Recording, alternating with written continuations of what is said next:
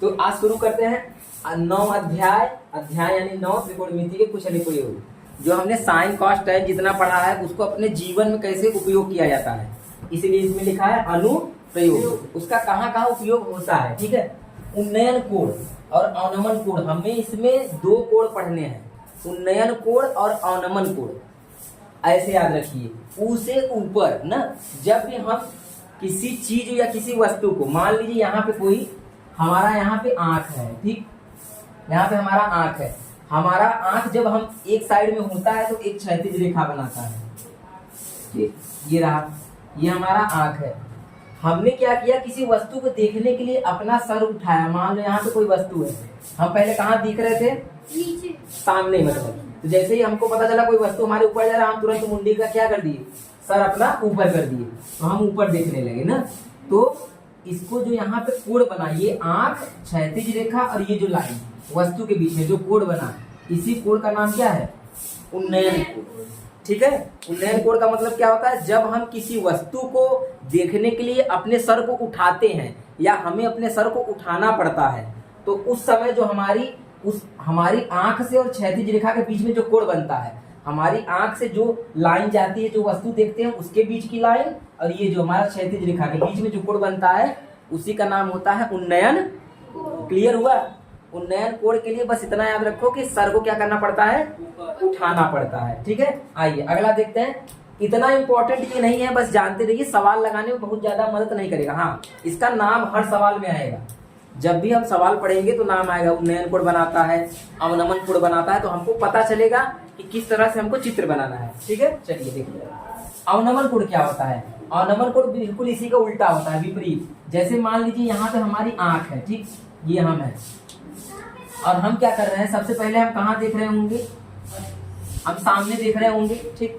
हमको ऐसा लगा जैसे किसी पुल पे मान लीजिए हम खड़े हैं, तो ऐसा लगा कि नीचे कोई वस्तु जा रहा है या नाव जा रही है, तो हम उसको देखने के लिए ऐसे देख रहे थे, मुंडी अपना क्या कर लेंगे, सिर नीचे की तरफ। तो जैसे ही हम नीचे की तरफ करेंगे तो ये जो बीच में कोण बनता है, इस कोण का नाम क्या होता है, अवनमन कोण।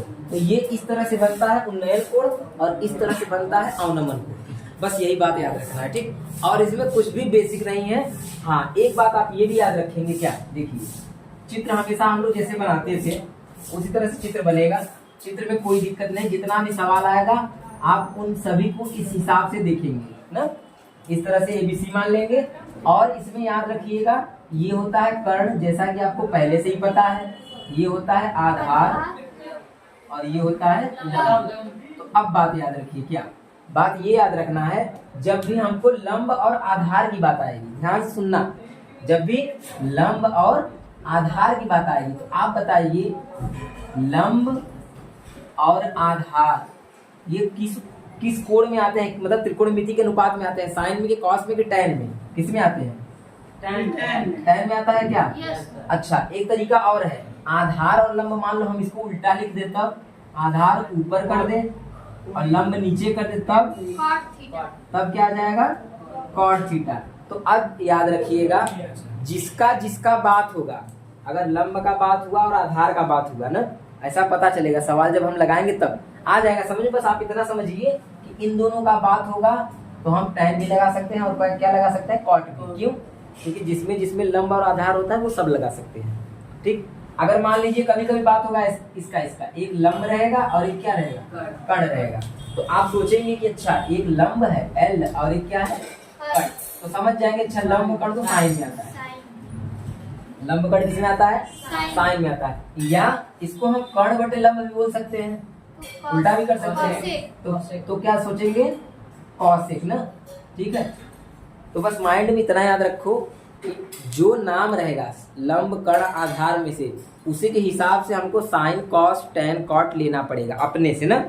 बस ये रहा इसका बेसिक। अब चलते हैं सवाल की तरफ। तो 9A का पहला प्रश्न, 9A का पहला प्रश्न बोल रहा है कि भूमि के एक बिंदु से जो मीनार के पाद बिंदु से 30 मीटर की दूरी पर है, मीनार के शिखर का उन्नयन कोण 30 अंश है, तो मीनार की ऊंचाई ज्ञात कीजिए। अब ध्यान से सुनो, प्रश्न पढ़ते जाएंगे और चित्र बनाते जाएंगे। आप लोगों को वैसे ही बिल्कुल चित्र बनाना है जैसे हम बना रहे हैं ना।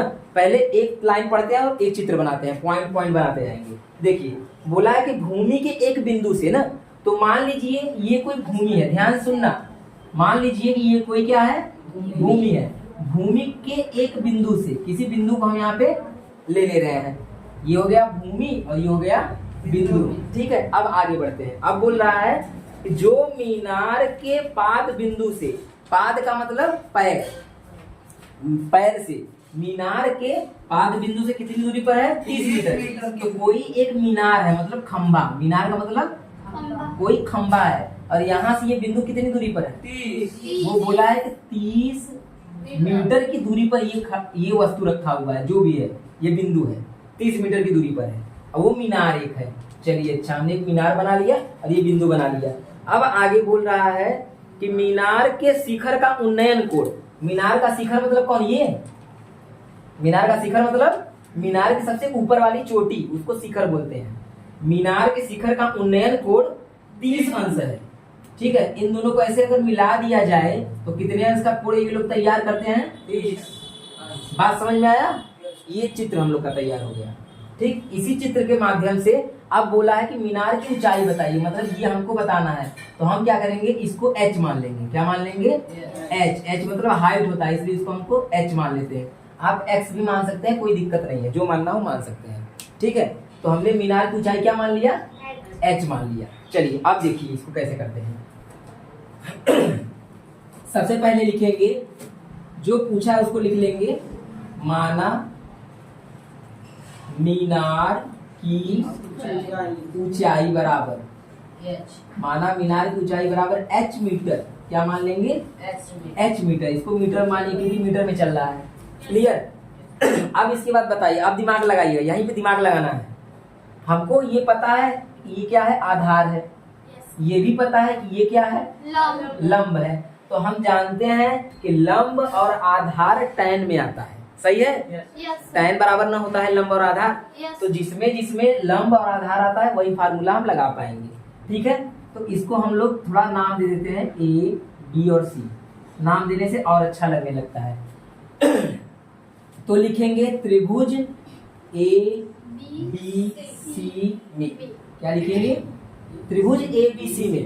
ABC में क्या लिखेंगे, tan थीटा बराबर, tan थीटा बराबर लंब बटे आधार, ठीक है, लंब बटे आधार। आगे देखिए थीटा का मान कितना पता चला है हमको, 30 अंश। तो यहाँ पे क्या रख देंगे, tan, यहाँ पे हो जाएगा 30 अंश। लंब कितना पता है, h है क्या, उसको एक बार आप पहले AC लिख दीजिए, तो क्योंकि इसका AC भी नाम है, क्या AC नाम है ना, तब h रखेंगे। और आधार क्या है बताइए, BC आधार है क्या, इसका नाम लिख दीजिए BC। कोई दिक्कत, बात समझ में आया ना। लंब और आधार में रख दिया। अब जो मान है उसको रख दीजिए। बताइए tan 30 अंश का मान कितना होता है, 1/3 में 3 होता है, ये हमने रख दिया। tan 30 अंश का मान 1/3 में 3 होता है, इसको याद कर लीजिए, ठीक है। AC का मान कितना है, AC का मान कितना है, h, हमने h माना हुआ है। अगर आप h नहीं भी मानेंगे तब भी AC रहेगा, लेकिन मान लेंगे तो अच्छा रहेगा, ठीक है। BC कितना है, 30। बताइए कोई दिक्कत, हमने h रख दिया AC का मान और BC का मान 30 रख दिया। अब क्या करेंगे, बस इसका तिर्य गुणा कर दीजिए। बताइए इसका यहाँ गुणा करेंगे तो कितना आ जाएगा, 30/3 में 3 बराबर क्या बचेगा। बताइए h का उत्तर यही है क्या, आंसर आ गया ना h। तो लिखेंगे h बराबर कितना हो गया, h बराबर 30/3 में 3। बताइए कोई दिक्कत परेशानी, समझ में आया। अब सुनिए एक बात और, जब भी उत्तर लिखते हैं तो कभी भी नीचे करणी नहीं होना चाहिए, पता है कि नहीं ये बात। ये हम कई दिन से बता रहे हैं, पिछले सवालों में बताया मैंने कि नीचे करणी नहीं होना चाहिए। हाँ, नीचे करणी को हटाने के लिए हमको परिमीकरण करना पड़ता है। किससे, जो नीचे रहेगा उसी से एक बार ऊपर गुणा कर दीजिए और एक बार नीचे गुणा कर दीजिए। तो इससे क्या होगा, इससे होगा क्या, इसका इसमें जब गुणा करेंगे आप तो हो जाएगा 30, नीचे 3 का 3 में होगा 3 आ जाएगा, क्योंकि जब भी करणी का करणी में सेम गुणा होता है तो एक करणी से निकल जाता है बाहर। 3 का अगर हम चाहें तो उसको 3 3 9 भी तो लिख सकते हैं, लिख सकते हैं नहीं? लेकिन जैसे ही तुम 9 लिखोगे फिर तो उसको निकालना पड़ेगा ना 3 बनाकर, तो डायरेक्ट ही हम निकाल देते हैं। अब इसको काट दीजिए, कितनी बार में जाएगा? 10 करड़ी में 3 मीटर। आ गया आंसर एच का मान। तो लिखेंगे लास्ट में लिखेंगे अतः मीनार की ऊंचाई, क्या लिखेंगे? मीनार की ऊंचाई h बराबर 10 करड़ी में 3 मीटर। ये रहा आपका। बताइए कोई दिक्कत परेशानी समझने में कोई पॉइंट? ठीक है, चलिए इसको लिख लीजिए तब बताते हैं आपको दूसरा क्वेश्चन। चलिए क्वेश्चन नंबर 2 देखिए। दूसरा प्रश्न बोल रहा है कि आंधी आने से एक पेड़ टूट जाता है ना। आंधी आता है और एक पेड़ खड़ा था वो टूट जाता है। फिर क्या बोल रहा है? और टूटा हुआ भाग इस तरह मुड़ जाता है कि पेड़ का शिखर जमीन को छूने लगता है। अच्छा ठीक है। और इसके साथ 30 अंश का कोण बनाता है ना। आगे क्या बोल रहा है? पेड़ के पाद बिंदु की दूरी जहां से पेड़ का शिखर जमीन को छूता है 8 मीटर है। पेड़ की ऊंचाई ज्ञात कीजिए। टोटल पेड़ की ऊंचाई निकालना है ना। अब ध्यान सुनिए मैं चित्र कैसे बनाता हूँ, बिल्कुल पढ़ते जाइए, चित्र बनाते जाइए, एकदम आसान है चित्र बनाना। सुनिए, बोल रहा है कि आंधी आने से एक पेड़ टूट जाता है, तो हमारे माइंड में खटाक से क्या आएगा कि चलिए अच्छा एक पेड़ हम खड़ा कर देते हैं यहाँ पे। ये हो गया हमारा पेड़, हो गया, पेड़ बन गया। ठीक है, ये पेड़ जब यहाँ से मान लो पूरा पेड़ था, अगर इसको हम यहाँ से तोड़ देंगे, मान लो तोड़ दिया हमने, तोड़ेंगे तो ऐसे नीचे गिर जाएगा क्या? नीचे गिर जाएगा। तो इसका जो शिखर था, जो ऊपर वाला भाग था, वो जमीन को क्या करने लगेगा? छूने लगेगा, छूने लगेगा। तो ये कुछ दूरी बनेगा, ऐसा टाइप का क्या कोण बन गया? Yes sir. चित्र तो बन गया। अब बस हमको पढ़ना है कौन सी दूरी क्या दिया हुआ है। सुनिए, अब बोल रहा है कि शिखर को छूने लगता है, छूने लगा। बोला इसके साथ 30 अंश का कोण भी बनाता है। कितने अंश का कोण बनाता है? 30 अंश का इसके साथ कोण बनाने लगता है। हमने कोण रख दिया। अब बोल रहा है आगे कि पेड़ के पाद बिंदु की दूरी, मतलब पेड़ का ये देखिए ये पाद बिंदु है। पाद बिंदु की दूरी जहां शिखर जमीन, पेड़ जो है उसका शिखर जमीन को छूता है, कितनी मीटर है? 8 मीटर है। 8 मीटर वो खुद ही दे रहा है। ठीक है, दे दिया। आगे क्या बोल रहा है? बोल रहा है सीधा सीधा पेड़ की ऊंचाई ज्ञात कीजिए। तो देखिए यहाँ पेड़ अगर देखा जाए, पूरा पेड़ कहाँ से कहाँ तक है? यहाँ से लेकर पूरा यहाँ तक है क्या? बहुत लोग सोच रहे होंगे सर जैसे पिछले सवाल में बताए केवल इतना निकाल ले तो काम हो जाएगा। तो ये तो पेड़ का कुछ भाग हुआ, आधा भाग तो यहाँ भी टूटा है ना। तो जब दोनों को निकाल के जोड़ेंगे तब ना टोटल भाग पता चलेगा पेड़ का कि टोटल पेड़ कितना लंबा है। तो हम लोग दोनों को बारी बारी से कुछ मान लेते हैं। ध्यान समझिए, इसको मान लिया जाए जो थोड़ा सा पेड़ टूटा हुआ है, इसको मान लेते हैं एक्स पार्ट ना, और इसको क्या मान लेते हैं? Y part. तो हमने 2 पार्ट में इस चीज को मान लिया। क्यों माना? क्योंकि एक लंब का काम कर रहा है, एक कर्ण का काम कर रहा है, और आधार तो हमको पहले से पता ही है। चलिए अब देखिए, अब इसको थोड़ा नाम लिख देते हैं और अच्छा लगने लगेगा और बताने में भी आसान होगा। ठीक, अब लिखेंगे माना, लिखेंगे माना पेड़ के AB भाग की लंबाई, AB भाग की लंबाई, AB भाग की लंबाई हमने कितना मान लिया? x मीटर मान लिया। ठीक है, फिर लिखेंगे